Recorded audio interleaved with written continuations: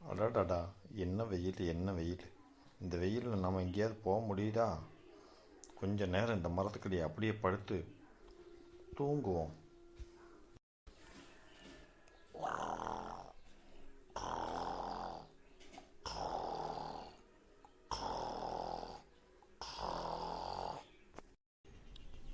அடடா, ரொம்ப நேரம் தூங்கிட்ட மாட்டுக்கே.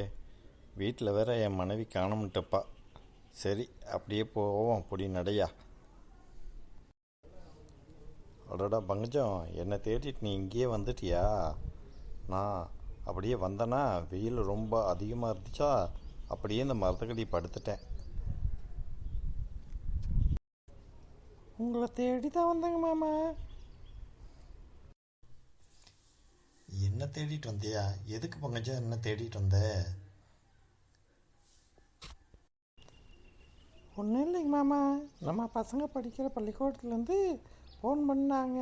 உங்களை உடனே ஸ்கூலில் வந்து பார்க்க சொன்னாங்க மாமா. எதுக்குன்னு தெரியுமா பங்கஜம்?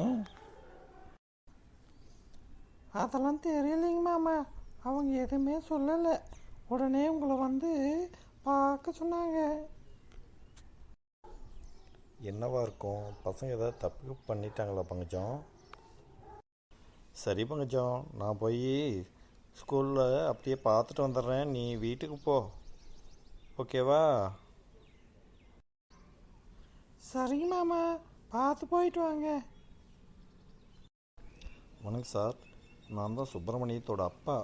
என்னை ஸ்கூலில் வந்து பார்க்க சொன்னீங்களாமே. ஓ, நீங்கள் தான் சுப்பிரமணியத்தோட அப்பாவா?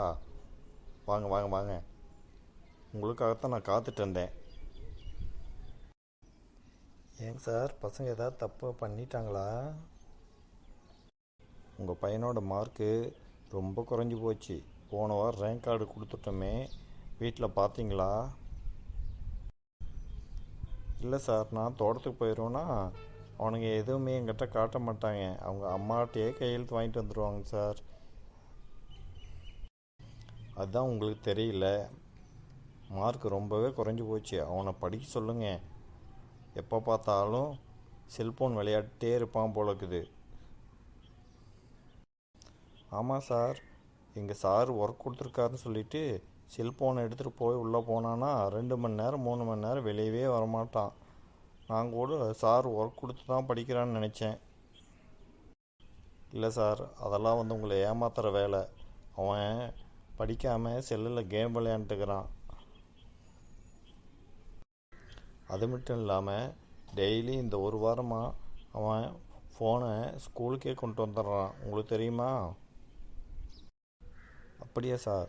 எனக்கு தெரியாதுங்க சார். நான் காலையில் 6 மணிக்கு தோட்டத்துக்கு போனேன்னா நைட்டு 7 மணிக்கு தான் வீட்டுக்கு வருவேன். அதனால் எனக்கு தெரிஞ்சிருக்க வாய்ப்பு இல்லை. இனிமேல் நான் அவனை பார்த்துக்கிறேங்க சார்.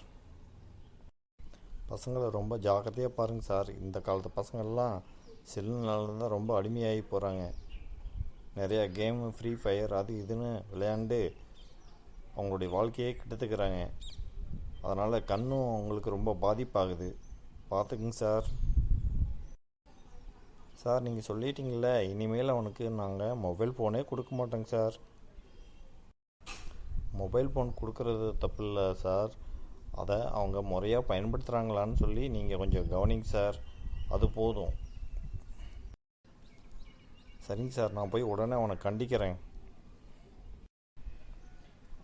அவனை கண்டிக்கிறது ரொம்ப தப்புங்க சார். அவனை அன்பால் தான் திருத்த முடியும். அதனால் அன்பாக சொல்லி அவனுக்கு புரிய வைங்க, எல்லாம் சரியாயிடும். சரிங்க சார், ரொம்ப நன்றிங்க சார் உங்கள் அட்வைஸ்க்கு.